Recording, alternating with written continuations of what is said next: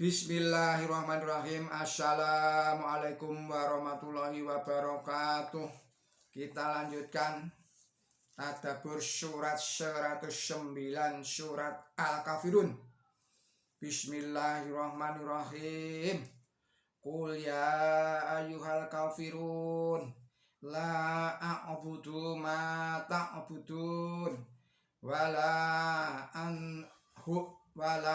antum abidu nama abud wala anna abidu ma'abattum wala antum abidu nama abud bakul lakum dinukum waliyadin, yang artinya dengan menyebut nama Allah yang maha pemurah, yang maha pengasih,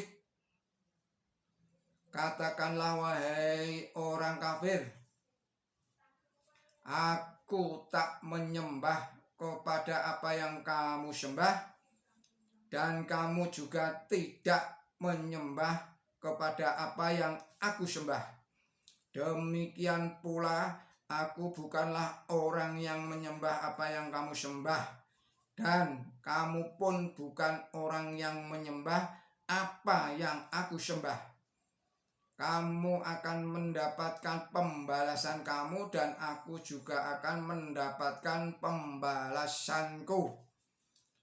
Jadi inilah sebabnya mereka disebut di dalam kata-kata di atas itu, yaitu engkau tidak menyembah dia yang aku sembah.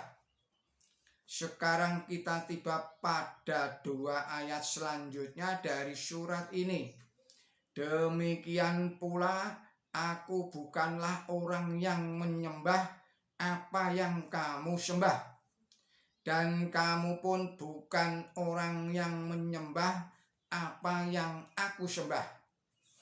Dengan menyatakan mereka dalam present tense, aku tidak menyembah apa yang kamu sembah, Nabi suci Muhammad Shallallahu Alaihi Wasallam mengatakan kepada kaum kafir bahwa sepanjang hidupnya, bahkan sejak awal mula, beliau tidak pernah menjadi penyembah dari Tuhan-Tuhan mereka yang mereka puja.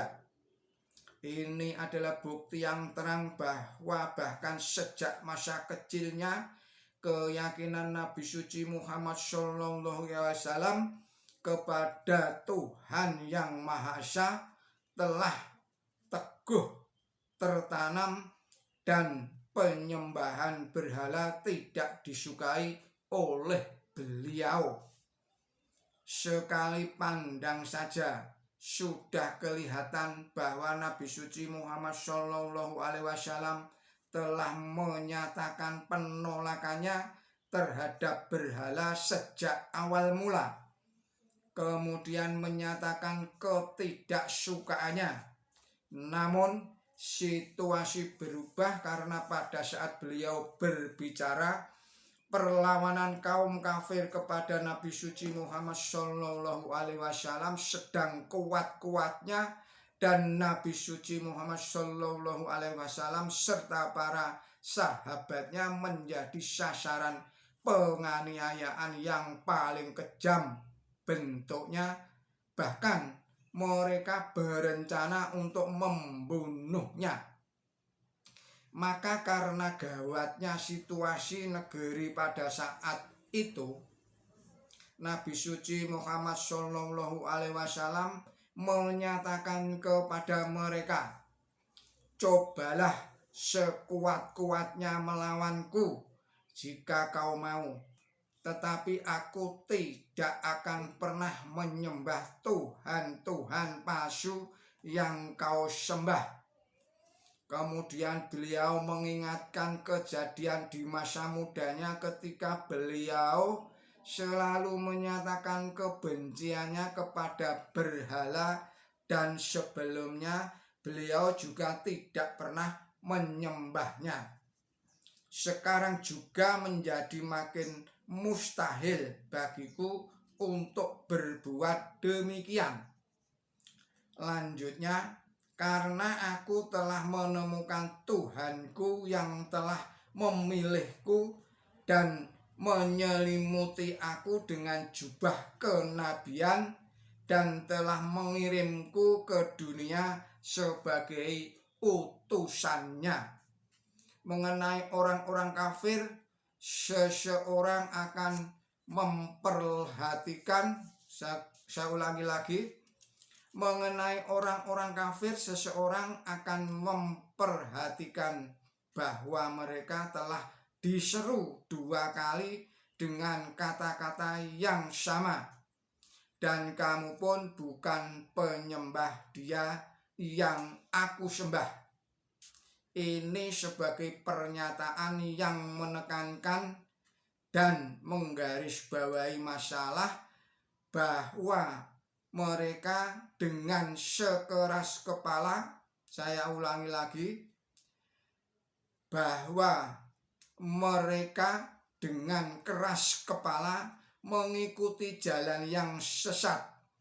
Ayat terakhir dari surat ini terbaca demikian, lakum dinukum waliyadin. Kamu akan mendapat balasanmu dan aku juga akan mendapatkan balasanku. Di sini arti din adalah pembalasan atau imbalan seperti di dalam ayat Maliki Yaumiddin, Tuhan dari hari pembalasan. Dalam ayat di atas sebagian yang jelas, saya ulangi lagi, dalam ayat di atas bagian yang jelas dan menentukan telah dijanjikan berkenaan dengan masalah yang menyangkut Nabi suci Muhammad Shallallahu Alaihi Wasallam dan orang-orang kafir. Yang pertama dengan teguh berkeyakinan kepada keesaan ilahi, dan yang belakangan tetap keras kepala berpegangan kepada dewa dan dewi mereka, dan kedua golongan itu bertolak belakang mengenai siapa atau apa yang patut disembah. Maka perlu satu putusan yang pasti dari jalan hidup kedua kelompok yang bersaingan ini. Bila keduanya berbenturan, maka pernyataan utamanya adalah Tuhan mana yang benar dan yang memiliki kekuasaan yang unggul serta keberhasilan, dan ataukah Tuhan-Tuhan palsu para penyembahnya menghadapi kehancuran dan kehinaan. Hal ini akan segera diputuskan untuk sekali dan selamanya. Demikian kajian Basyarot Ahmad, billahi taufik wal hidayah.